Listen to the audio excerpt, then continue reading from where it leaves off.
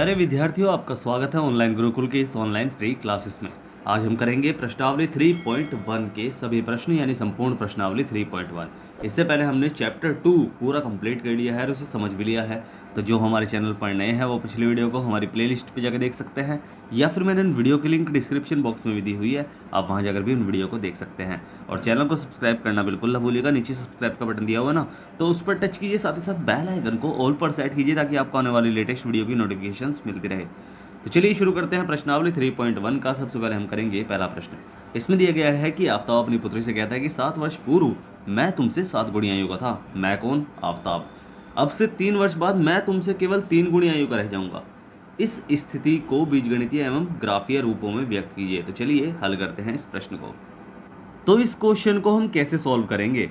इस क्वेश्चन को सॉल्व करने के लिए सबसे पहले तो आपको पता होना चाहिए था कि चैप्टर कौन सा है। ये दो चर वाले रैखिक समीकरण युग्म का चैप्टर है, यानी हमें इस क्वेश्चन से दो चर वाले दो समीकरण बनाने हैं, यानी युग्म मने होता है जोड़ा। तो दो चर वाले दो रैखिक समीकरणों का जोड़ा, तो यानी दो समीकरण ऐसे बनाने हैं जिसमें दो चर हों। ठीक है, अब दो चर वाले दो समीकरण हम कैसे बनाएंगे? अब दो समीकरण बनाने के चर किसे कहते हैं? चर वे अंग्रेजी के अल्फ़ाबेट्स, इंग्लिश के जो अल्फ़ाबेट्स होते हैं ना, ABCD, EFG XYZ, ये सारे के सारे चर कहलाते हैं।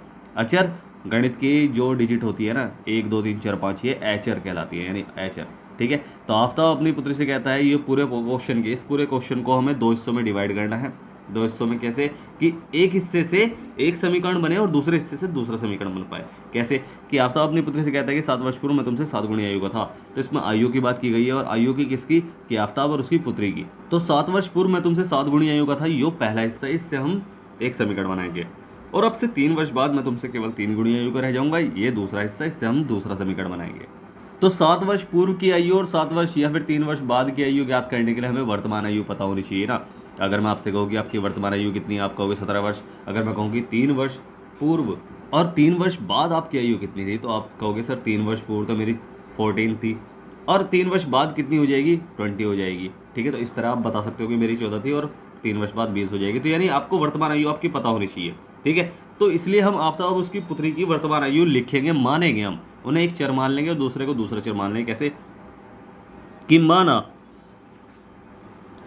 आफ्ताब की जो वर्तमान आयु यानी अभी की आयु जो है वो है x वर्ष। ठीक है, और माना उसकी पुत्री की वर्तमान आयु हमने मान ली है y। अब एक चर x हो गया, एक चर y हो गया, तो इस तरह हम दो चर हमने मान लिए। ठीक है, अब प्रश्नानुसार एक, यानी पहला हिस्सा जो हम सॉल्व करते हैं उसे प्रश्नानुसार एक लिख लो। प्रश्नानुसार एक, इसमें क्या कहा गया है कि 7 वर्ष पूर्व मैं तुमसे 7 गुणी आयु का था। तो 7 वर्ष पूर्व की बात की गई है। सबसे पहले 7 वर्ष पूर्व की इनकी आयु ज्ञात कर लो। 7 ऐसे इंग्लिश में लिख लो, थोड़ा अल्फ़ाबेट में लिख लो। चलो, 7 वर्ष पूर्व हेडिंग टाइप डाल लो, और आफ्ताब की आयु, आफ्ताब की जो आयु कितनी थी 7 वर्ष पूर्व। ठीक है भाई, अगर आपकी वर्तमान आयु 17 है, तो अगर मैं कहूँ आपकी 7 वर्ष पूर्व आपकी आयु कितनी थी यानी पहले, तो आप क्या कहोगे? 10 कहोगे। आपने कैसे किया? आपने वर्तमान आयु यानी 17 में से 7 घटाया, जब भी तो जाके 10 आया। तो 17 में से यानी वर्तमान आयु में से अगर हम 7 वर्ष पूर्व की आयु ज्ञात करनी हो तो 7 घटाते हैं, तो वर्तमान आयु यानी x में अगर हम 7 घटाएंगे 7 वर्ष पूर्व की, आफ्ताब की आयु भी ज्ञात हो जाएगी। तो यही हमारा 7 वर्ष पूर्व जो आफ्ताब की आयु है वो है। अब पुत्री की भी ऐसे याद कर लो। पुत्री की आयु 7 वर्ष पूर्व कितनी हो जाएगी भाई? उसकी y-7 हो जाएगी, उसकी वर्तमान आयु में से उसके में भी 7 घटाएंगे। ठीक है ना, समझ में आया? कोई भी डाउट हो तो पूछ लेना, मैंने डिस्क्रिप्शन बॉक्स में टेलीग्राम, इंस्टाग्राम, व्हाट्सअप तीनों की लिख दी हुई है। ठीक है, अब जो प्रश्न में कहा गया है कि 7 वर्ष पूर्व मैं तुमसे 7 गुणी आयु का था, यानी 7 वर्ष पूर्व जो है वो आफ्ताब की आयु, आफ्ताब जो था वो उसकी पुत्री की 7 वर्ष पूर्व की आयु से, यह आपको बता रहा हूँ ताकि आपको समझ में आए, पुत्री की आयु से 7 गुणी आयु का था। अब 7 वर्ष पूर्व आफ्ताब की आयु कितनी थी? x-7, ये हमने लिख लिया। अब बराबर जो थी उसकी पुत्री की आयु से, यानी y-7 से 7 गुणी अब गुणा का निशान अगर मैं यूँ लगा दूँ तो इसका मतलब ये है कि खाली 7 की 7 में गुणा हो रही है, बट ये पूरी की पूरी आयु थी उसकी पुत्री की, तो इसलिए हम इसे ब्रैकेट में रखते हैं ताकि ये पूरे में गुणा हो। ठीक है, तो ये हो जाएगा। इसे अब समीकरण का रूप दे दो, x माइनस 7 बराबर 7y, 7 के अंदर 7y माइनस 7 सत्ती 49। ठीक है, अब समीकरण को भाई इसे समीकरण के रूप में कैसे लिखेंगे, आपको पता है दूसरा वाला कोई भी रैखिक समीकरण किस रूप में होता है, वो होता है ax प्लस बी वाई बराबर सी, या फिर ax plus B Y plus C बराबर 0। या तो सी इधर हो जाएगा या इधर हो जाएगा, मगर आपको बस ये देखना है कि सबसे पहले x वाला पद, फिर y वाला पद, और फिर या तो अचर पद या फिर बराबर से उधर अचर पद, तो कोई बात नहीं है, दोनों बात एक ही है। ठीक है, तो सबसे पहले x वाला पद तो x, फिर माइनस 7y क्योंकि ये प्लस का इधर जगह माइनस में हो गया, और बराबर माइनस का 49 और प्लस का 7 हो गया। ठीक है, तो ये हमने कर लिया। अब इसे कर लेंगे सॉल्व, तो x माइनस 7y समीकरण बना लो इसका, और उल्टे चिन्ह है तो घटेंगे, बड़े वाला कौन सा है 49 बड़ा है ना, तो उसके बाद माइनस का साइन है तो माइनस का आंसर आएगा। 49 में से 7 गए तो क्या बचेगा, 42 बचेगा, और यही हमारा पहला समीकरण है। समझ में आया यहाँ तक। अब करते हैं इसका दूसरा पार्ट, यानी प्रश्नानुसार 2। प्रश्नानुसार जो सेकंड हिस्सा है उसमें कहा गया है कि 3 वर्ष बाद मैं तुमसे केवल 3 गुणिया योग रह जाऊंगा। कौन, आफताब ही तो कह रहा है, तो 3 वर्ष बाद भी लिख लो, 3 वर्ष बाद, तो 3 वर्ष बाद दोनों की आयु ज्ञात कर लो। आफताब की आयु, आफताब की जो आयु है वो कितनी हो जाएगी, आयु अगर अभी आपकी वर्तमान आयु 17 वर्ष है तो 3 वर्ष बाद कितनी हो जाएगी, 20 वर्ष हो जाएगी। तो आपने कैसे कहा भाई, आपने 17 में 3 जोड़ा ना, ये वाला 3 जोड़ा, 17 और 3 20 हो गया, तो इसलिए मैं बता रहा हूँ कि वर्तमान आयु में से यानी x में अगर हम 3 जोड़ेंगे तो इसकी भी 3 वर्ष बाद की आयु ज्ञात हो जाएगी, तो इतने वर्ष इसकी आयु है। और पुत्री की भी कर लो ऐसी, पुत्री की आयु हो जाएगी तो ये हो जाएगी y प्लस 3 हो जाएगी, वो भी वर्ष, इतने वर्ष। अब प्रश्न में क्या कहा गया है उसी हिसाब से इसे लिख लो कि 3 वर्ष बाद आफताब की आयु उसकी पुत्री की आयु की 3 गुणी हो जाएगी, यानी रह जाएगी। तो 3 वर्ष बाद, 3 वर्ष बाद जो आफताब है, आफताब उसकी पुत्री की आयु से, यानी 3 वर्ष बाद ही पुत्री की आयु की 3 गुणी, आफताब की जो है वो उसकी पुत्री की आयु की 3 गुणी हो जाएगी। तो बस इस तरह हमने लिख लिया। अब 3 वर्ष बाद आफताब की आयु कितनी है, x प्लस 3 है, उसकी पुत्री की आयु y प्लस 3 है, और उसकी 3 गुणी यानी 3 गुणा में हो जाएगा। ठीक है, तो इस तरह हम समीकरण बनाते हैं, x प्लस 3 बराबर 3y प्लस 3 3 9 हो जाएगा, और x माइनस 3y बराबर हो जाएगा 9 और माइनस 3, क्योंकि ये प्लस का इधर जाके माइनस में हो गया, तो x माइनस 3y बराबर ये हो जाएगा 9 में से 3 गया 6। ये हमारा सेकंड समीकरण। अब प्रश्न स्टार्ट होता है यहाँ से। अब हमें समीकरण नंबर 1 और 2 से दो मान ऐसे ज्ञात करने हैं, 2 से ज़्यादा भी ज्ञात कर सकते हैं आप। सबसे पहले तो समीकरण 1 से लिख लो, पहले समीकरण नंबर 1 उतार लो। ठीक है, समीकरण 1 क्या है हमारा, क्या था कि x माइनस 7y और बराबर माइनस का 42 था। इससे हमें ऐसे 2 मान ज्ञात करने हैं जिन्हें हम ग्राफ पर रख सकें। ठीक है, बस 2 मान ऐसे ज्ञात करने हैं। तो पहले इस तरह से रख लेते हैं, अरेंज कर लेते हैं, ताकि हमें एक मान रखने पर दूसरा मान ऑटोमेटिकली ठीक से बिना इधर उधर करे ज्ञात हो जाए। कैसे कि यहाँ x अकेला छोड़ दो तो इधर कर दो, माइनस का 42 और प्लस का 7y हो जाएगा। ठीक है, तो इससे हमें क्या पता चला कि अगर मैं y का मान यहाँ कुछ भी अपनी तरफ से कुछ भी रख सकते हैं हम। अगर y का मान कुछ भी रखे तो x का मान डायरेक्ट ज्ञात हो जाएगा, इसे कैलकुलेशन इधर उधर लेके जाने की जरूरत नहीं पड़ने की। ठीक है, तो अगर मैं यहाँ अपनी तरफ से आप कुछ भी रख लो, बस मान ऐसा रखो कि कम से कम आए, ताकि आपको ग्राफ बनाने में कोई दिक्कत ना हो, क्योंकि जितना बड़ा मान होगा ना उतना ही बड़ा ग्राफ बनेगा, उतना ही बड़ा आपको लाइन खींचनी पड़ेगी, उतने बड़े आपको पॉइंट बनाने पड़ेंगे।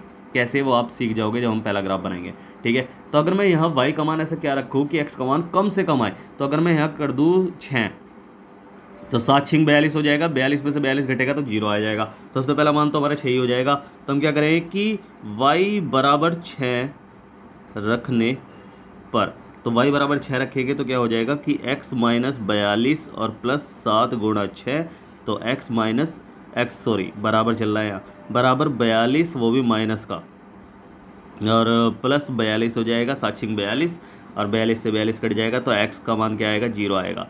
तो x बराबर 0 और y बराबर जो हमने रखा था 6, x का मान 0 आया जब y का मान 6 रखा था। इस तरह ही आपको इसके दो मान निकालने हैं हर समीकरण से। तो अब एक और मान रख लेंगे, तो एक और मान के लिए हम क्या करें, यहाँ एक काम करते हैं, 7 रख लेते हैं, 7 7 49 हो जाएगा, 42 में से 49 गए तो बचेगा 7 ही। ठीक है, तो ऐसे आगे का थोड़ा सोच के चलते हैं कि क्या आंसर आएगा, कम मिलेगा कि ज़्यादा मिलेगा।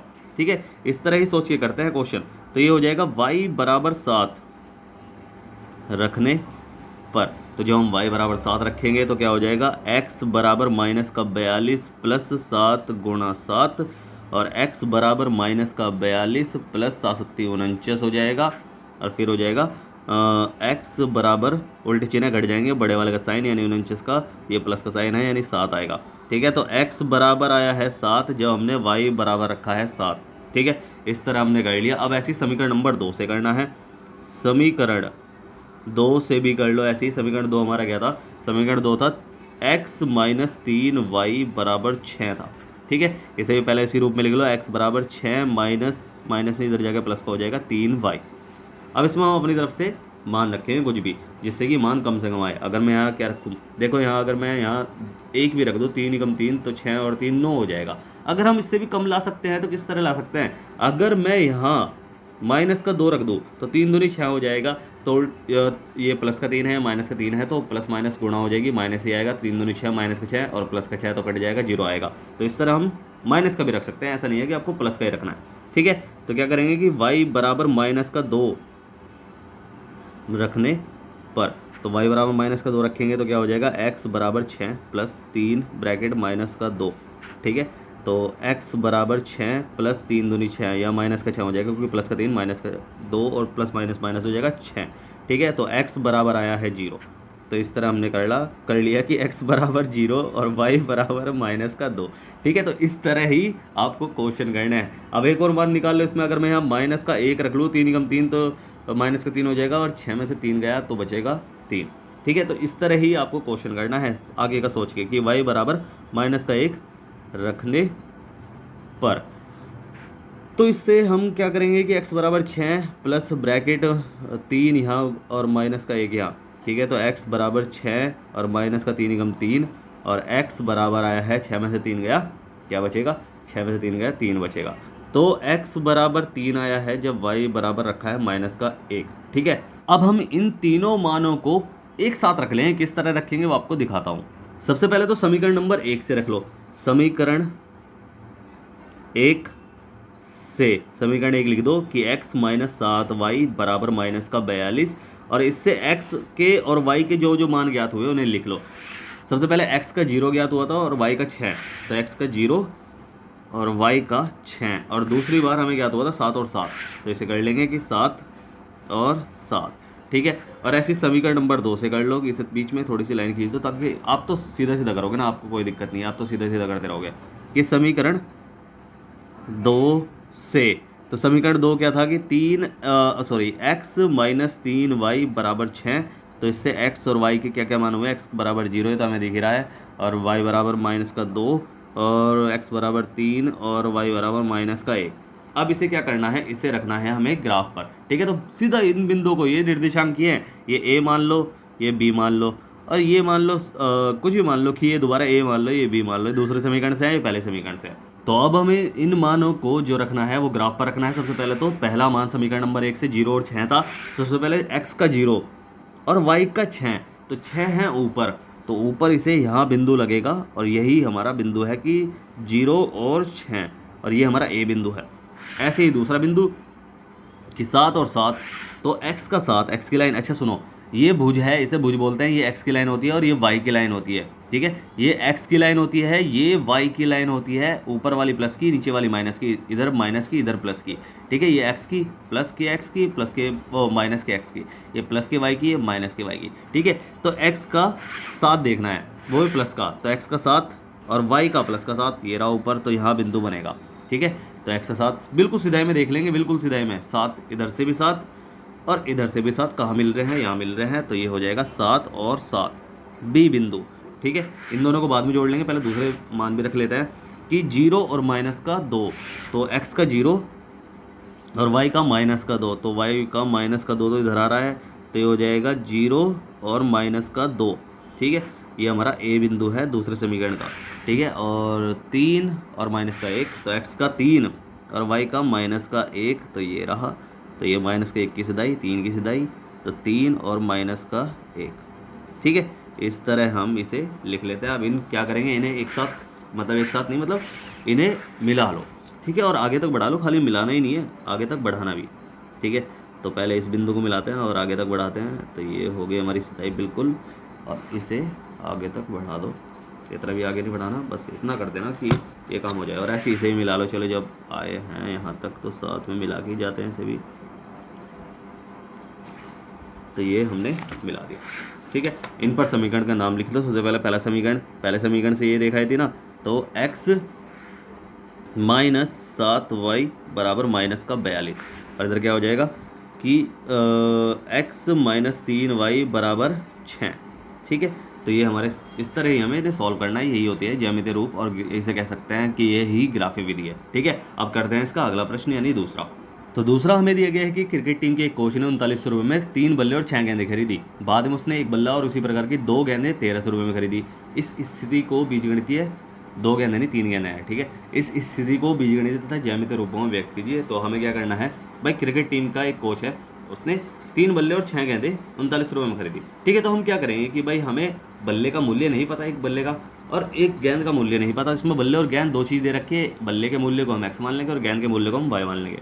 ठीक है, तो क्या करेंगे कि माना एक बल्ले का मूल्य, एक का ही लिखते हैं, मूल्य बराबर x रुपये, और माना एक गेंद का जो मूल्य है वो y रुपये हो गया। ठीक है, इस तरह हमने कर लिया। प्रश्नानुसार वही प्रश्न को 2 हिस्सों में डिवाइड कर दो, प्रश्नानुसार 1 हो जाएगा।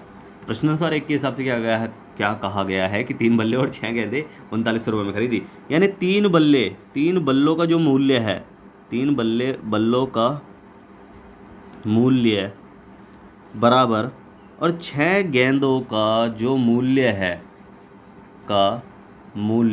इन दोनों को जोड़कर 3900 रुपये आ रहा है। तो पहले 3 बल्लों का मूल्य ज्ञात कर लो। एक बल्ले का मूल्य x है, तो 3 बल्लों कितना हो जाएगा, 3x हो जाएगा। ठीक है, 3x रुपये, क्योंकि देखो अगर एक बल्ला 10 रुपये का है तो 3 बल्ले कितने को हो जाएंगे, 30 रुपये को हो जाएंगे। 3 की 10 में मल्टीप्लाई कर दोगे, 3 धाम 30 हो जाएगा। तो इसलिए मैंने क्या करा कि 3 की 1 के रूप में, यानी एक बल्ले के रूप में 3 बल्लों की मल्टीप्लाई करें, 3x हो जाएगा, और 6 की ऐसे ही कर देंगे। 6 गेंदों का मूल्य क्या हो जाएगा, 6y हो जाएगा। ठीक है, इसका भी, और एक इसमें होगा, ये रुपए में होगा, और इस तरह हम इसे कर लेंगे। अब जो हमें कहा गया है कि इन दोनों के मूल्यों को जो जोड़कर आ रहा है वो 3900 रुपये आ रहा है, यानी 3x 3 बल्लों का मूल्य प्लस 6 गेंदों का मूल्य 6y है, इन दोनों को जोड़कर 3900 रुपये आ रहा है। यही हमारा पहला समीकरण है। इस समीकरण को छोटा हम और कैसे करेंगे ताकि हल करने में आसानी हो, ये हम आगे सीखेंगे। ठीक है, अभी तो फिलहाल इसे करते हैं कि 3x + 6y बराबर 3900 रुपये। अब ऐसे ही प्रश्नानुसार 2 कर लेंगे। प्रश्नानुसार सेकेंड, तो सेकेंड में हमें क्या कहा गया है कि बाद में उन्होंने जो एक बल्ला और उसी प्रकार की 3 गेंदें 1300 रुपये में खरीदी। एक बल्ले का मूल्य तो हमें पता ही है, एक बल्ले का मूल्य ये तो हमें पता ही है कि x रुपये हमने मान रखा है। ठीक है, और उसी प्रकार की 3 गेंदें और खरीदी। 3 गेंदों का जो मूल्य है वो 3y होता है, आपको पता ही है। ठीक है, अगर y है एक गेंद का तो 3 गेंद का 3y हो जाएगा। अब इन दोनों के मूल्य को जोड़कर 1300 रुपये आ रहा है, ये कह रखा है कि दोनों के मूल्य यानी एक बल्ले का मूल्य प्लस 3 गेंदों का मूल्य बराबर जोड़कर आ रहा है 1300 रुपये, और यही हमारा सेकंड समीकरण है। ठीक है, यही हमसे कहा गया है। अब पहले और दूसरे समीकरण से हम दो मान ज्ञात कर लें किसी भी चर के। कैसे कि सबसे पहले समीकरण से करो, समीकरण 1 से। ठीक है, समीकरण 1 क्या है हमारा, 3x + 6y बराबर 3900। ठीक है, ये तो है हमारा समीकरण नंबर 1। अब मैंने कहा है आप सब कि छोटा कर लो इसे। छोटा कैसे करेंगे कि ये 3x है, ये 6y है, और ये 3900 रुपये है, तो ये तो एक बड़ा समीकरण है, इसे इधर उधर लेके जाएंगे तो बहुत बड़ी चीज बन जाएगी, उसे सॉल्व करना पड़ेगा। तो ऐसी कोई संख्या, इसे छोटा कैसे कर सकते हैं कि ऐसी कोई संख्या जिसमें तीनों डिजिट कट सके तो उसे काट लो, तीनों डिजिट कटनी चाहिए। तो ऐसी किसी संख्या से तीनों डिजिट कटनी चाहिए समीकरण की, तो सारी डिजिट जो कटेंगी तो वह समझ लो छोटा हो जाएगा। 3 से ये बिगड़ जाएगा, 3 × 3 3 दूनी 6, और 3 से ये कट जाएगा, 3 × 3 3 × 9 1300 आ जाएगा। तो जो कटेगा तो उसके बाद समीकरण क्या बनेगा, x या तो 1x लिख लो या x लिख लो, दोनों बात एक ही है क्योंकि x के आगे कुछ नहीं होता तो एक ही होता है। ठीक है, और प्लस 6y की जगह अब जब 3 से काटा तो 2y बचा, और बराबर जब ये 3 से काटा 1300 रुपये बचा, मतलब 1300 बचा। ठीक है, इस तरह हमने इसे छोटा कर लिया। अब इसे एक उस तरह रख लो कि जिससे कि हमें एक चर का मान रखने पर दूसरे चर का मान आराम से याद हो जाए। 1300 - 2y। अब इसमें मान रखो, अब y का ऐसा क्या मान रखे कि x का मान कम आए, जितना कम हो सके उतना कम आए। ठीक है, तो अगर मैं कहूँ कि y बराबर, अगर मैं यहाँ कुछ भी रख दूँ, क्या रखूँ, 600 रख दूँ, छः दूनी 1200 हो जाएगा। तो 600 1200 1300 में से 1200 गए तो बचेगा 100। तो 600 रखने पर इससे क्या होगा कि जब हमें बड़ी डिजिट मिल ही रही है तो हम क्या करेंगे, 100 के गैप बना लेंगे, ना 100 के गैप पर रख लेंगे। ठीक है, 600 रखने पर तो क्या हो जाएगा कि x बराबर 1300 माइनस 2 गुणा 600। तो x बराबर 1300 और माइनस 6 दूनी 1200। तो x बराबर 1300 में से 1200 गए, बचा है 100। तो बस इस तरह हमने ज्ञात करा कि x बराबर 100 और y बराबर 600। तो हमें क्या पता चला, हम 100 के गैप में रख लेंगे, वो गैप बना लेंगे ग्राफ पर। ठीक है, अब ऐसा क्या रखे, अगर मैं रख दूँ 500, 5 दूनी 10, तो बिल्कुल नहीं, 5 दूनी 10, 500 रख दूँ तो 300 बचेगा। हाँ चलो ऐसा कर लेते हैं कि y बराबर 500 रखने पर, तो y का मान है जो हम 500 रखेंगे तो ये हो जाएगा x बराबर 1300 माइनस 2 गुणा 500। तो x बराबर 1300 माइनस 5 दूनी 10 यानी 1000।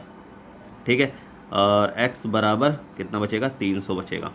तो बस इससे हमने कर लिया कि x बराबर 300 जब y बराबर 500। ठीक है, इस तरह हमने इसे कर लिया।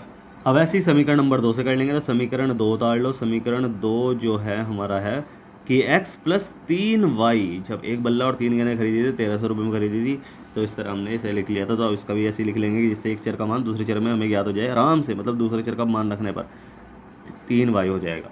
अब इसमें ऐसा क्या रखें कि यहाँ रख दूँ 5 तिया 15 नहीं होता, 3 तिया 9, ऐसा कर सकते हैं। 1500 में से 1300 घटा सकते हैं क्या, घटा तो सकते हैं। तो ऐसे क्या रखें कि यहाँ 4 रख दे, 4 तिया 12। ठीक है, तो y बराबर 400 रखने पर, क्योंकि 1500 हो जाता तो माइनस में आ जाता वो। ठीक है, तो हम क्या करते हैं, 400 रखने में 4 तिया 12, तो यानी x बराबर 1300 माइनस 3 गुणा 400।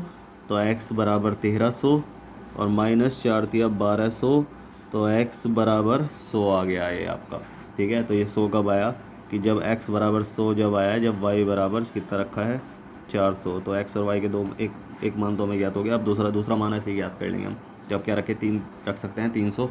ठीक है, तो क्या करेंगे कि y बराबर 300 रखने पर, तो जब 300 रखेंगे तो क्या हो जाएगा कि x बराबर 1300 माइनस 3 गुणा 300। ठीक है, और ये हो जाएगा x बराबर 1300 माइनस 3 तिया 900। तो x बराबर हो जाएगा 1300 में से 900 गए, 9 10 11 12 13 यानी 400। ठीक है, तो x बराबर 400 निकला है जब y बराबर 300 रखा है। ठीक है, अब इन्हें एक साथ ऐसे लिख लेंगे जैसे मैंने पिछले उसमें सिखाया था, सीधा ऐसे ही बता रहा हूँ एक साथ कैसे रखते हैं।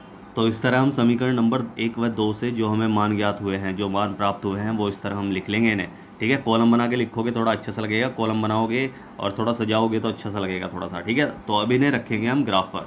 तो अब उन मानों को फटाफट ग्राफ पे रखते हैं। सबसे पहला हमारा मान जो समीकरण नंबर 1 से है कि x का 100 और y का 600। तो x का 100 और y का 600 ऊपर है, तो इसे हमने लगाया यहाँ पॉइंट। तो यहाँ लिख देंगे 100 और 600, ये हमारा ए बिंदु है। ठीक है, ये हमारा पॉइंट है वो।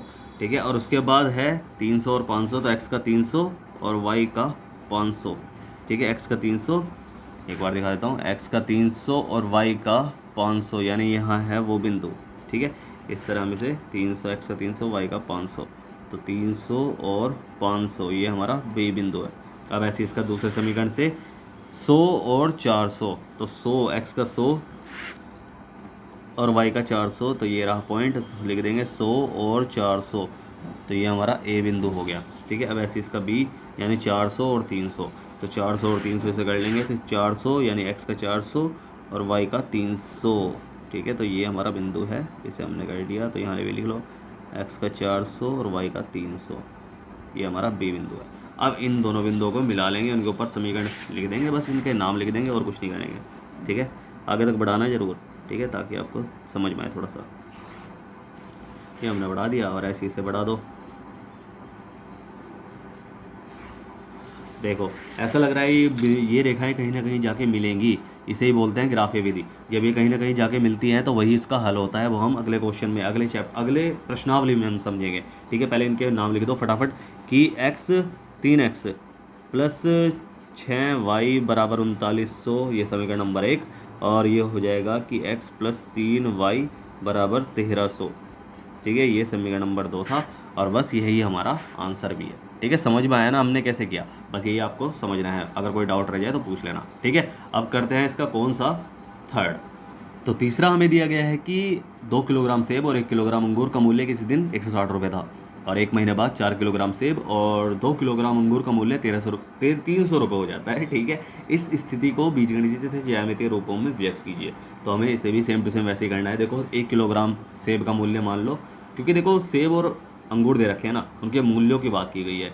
तो हम जो हमारा आधार होता है ना, बेस होता है, जैसे हमने क्या करा था कि वर्तमान आयु, ये हमारा आधार था जिससे कि हम आगे और पीछे सबका ज्ञात कर सकते हैं। ठीक है, और दूसरे प्रश्न में हमारा क्या था, क्रिकेट टीम के कोच, बल्ले और गेंदे। तो एक बल्ला हमारा आधार था, एक बल्ले अगर हमें पता हो एक बल्ले का मूल्य, तो ऐसे हम सारे, चाहे आप कितने ही निकलवा लो, उतना ही मूल्य ज्ञात कर सकते हैं।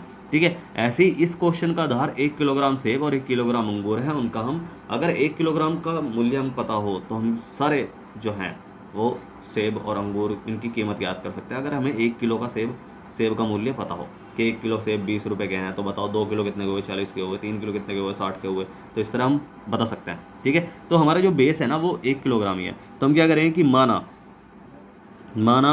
1 केजी सेब का मूल्य जो है वो है x रुपये। ठीक है, और ऐसे ही माना 1 केजी जो अंगूर है उसका मूल्य है y रुपये। ये हमारे बेस हैं। ठीक है, अब जो प्रश्नानुसार कहा गया है, प्रश्नानुसार 2 हिस्सों में डिवाइड कर लो।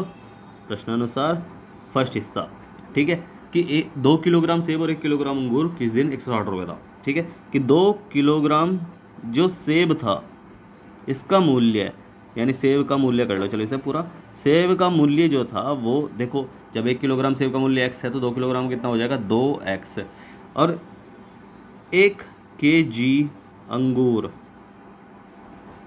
इनका मूल्य जो है वो तो हमने मान रखा है कि y है। ठीक है, अब जो प्रश्न में क्या रखा है कि जब हमने 2 किलोग्राम सेब खरीदे और 1 किलोग्राम अंगूर खरीदे, तो दोनों को जो टोटल कराया ना, इन दोनों के रुपए को जो हमने जोड़ा, ये रुपए तो हैं, ठीक है, तो रुपए को जो हमने जोड़ा तो वो आया है 160 रुपये, यानी 2x प्लस, यानी 2 किलोग्राम सेब का मूल्य प्लस 1 किलोग्राम अंगूर का मूल्य बराबर, यानी दोनों को जोड़ने के बाद आ रहा है 160 रुपये हमने भुगतान किया है उसका। यही हमारा पहला समीकरण है। ठीक है, समझ में आया ना। और ऐसे ही प्रश्नानुसार 2 करेंगे, समझ में नहीं आया तो पूछ लेना। प्रश्नानुसार सेकेंड हिस्सा, इसमें क्या कहा गया है कि 1 महीने बाद 4 किलोग्राम सेब और 2 किलोग्राम अंगूर 300 रुपये हो जाते हैं। ठीक है, तो देखो अभी ज़रूरत नहीं है 1 महीने की, 4 महीने की वैसे ज़रूरत नहीं है, ऐसा भूल जाओ कि इसमें लिखा है 1 महीने बाद। अब 4 किलोग्राम सेब और 2 किलोग्राम अंगूर का मूल्य 300 रुपये हो जाता है, यानी 4 केजी सेब का मूल्य बराबर 2 केजी अंगूर का मूल्य, इन दोनों के मूल्यों को, यानी 4 किलोग्राम सेब का मूल्य जो होता है वो 4x हो जाता है, मतलब होता ही है। जब 1 किलोग्राम सेब का मूल्य x रुपये है तो 4 किलोग्राम सेब का मूल्य 4x हो जाएगा। 2 किलोग्राम अंगूर का मूल्य 1 किलोग्राम अंगूर का मूल्य y रुपये है, तो 2 किलोग्राम का कितना हो जाएगा 2y हो जाएगा। तो 4x, और यानी इन दोनों को जोड़कर अब देना पड़ रहा है हमें 300 रुपये, यानी 4x 4 किलोग्राम सेब और 2 किलोग्राम अंगूर को तो 2y बराबर, इन दोनों को मूल्य को जब हम जोड़ेंगे तो देना पड़ रहा है 300 रुपये। ये हमारा सेकंड समीकरण है, इसे हम काट सकते हैं, पता है, दिख रहा है हमें, तो बस इसे आगे जाके छोटा कर लेंगे। सबसे पहले समीकरण नंबर 1 से 2 मान, समीकरण नंबर 1 से जब 2 मान हम ज्ञात करेंगे तो वो हो जाएगा कि 2x प्लस, पहला समीकरण उतार लो ना, y बराबर 160, तो यहाँ y का मान हम ज्ञात कर लेंगे, तो 160 माइनस 2x। अब ऐसा क्या मान रखें कि मान बिल्कुल कम आए, तो ये हो जाएगा 80, यहाँ 80 रख सकते हैं, 8 दूनी 16 हो जाएगा ना, 8 दूनी 16 हो जाएगा, आगे का सोच के चलते हैं, 8 दूनी 16 हो जाएगा तो 160 हो जाएगा, 160 में से 60 गया 0 बचेगा, तो x, इस बार x बराबर क्या रखने पर 80 रखने पर, तो ये हो जाएगा y बराबर 160 माइनस 2 गुणा 80। ठीक है, तो y बराबर 160 माइनस 8 दूनी 16 यानी 160, तो ये हो जाएगा y बराबर 0। तो x बराबर 80 और y बराबर 0, यानी x बराबर 80 रखने पर y बराबर 0 आया। अब ऐसे इस बार क्या रखें, इस बार हम रख सकते हैं इसका 70 रख सकते हैं, 7 दूनी 14 हो जाएगा, तो 7 दूनी 14 यानी 140 हो जाएगा, तो x बराबर 70 रखने पर, तो इसमें हो जाएगा y बराबर 160 माइनस 2 गुणा 70, तो y बराबर 160 माइनस 7 दूनी 14 यानी 140, तो ये हो जाएगा y बराबर 140 40 14 15 16 यानी 40 50 60 यानी 20 बचा, तो x बराबर 70 और y बराबर 20। तो इस तरह हमने इसके दो मान ज्ञात कर लिए। तो अब समीकरण नंबर 2 से हम कर लेंगे। समीकरण नंबर 2 से जो होगा हम उसे करने के लिए कोई दिक्कत तो नहीं है। नहीं देखो ये बड़ा क्वेश्चन, बड़ा समीकरण नहीं है, इसे मतलब ज़्यादा बड़ा नहीं है, बट इसे काट सकते हैं हम। ये 2 से कट जाएगा, ये 2 भी 2 से कट जाएगा, ये भी 2 से कट जाएगा, तो 2 दूनी 4, 2 एकम 2 और 2 150 पे कटेगा ये। 10 इसे छोटा करने के बाद बचेगा 2x प्लस वाई बराबर 150 बचेगा। ठीक है, तो इसे भी ऐसे कर लेंगे कि y बराबर 150 माइनस 2x इधर पहुँचा देंगे ताकि हमें एक मान ज्ञात हो सके आराम से। ठीक है, तो हम क्या रखें इस बार मान, अगर मैं 70 रख दूँ, 7 दूनी 14, तो x बराबर 70 रखने पर, तो जब 70 रखेंगे तो y बराबर 150 माइनस 2 गुणा 70 यानी y बराबर 150 माइनस 140, तो y बराबर 10 आएगा।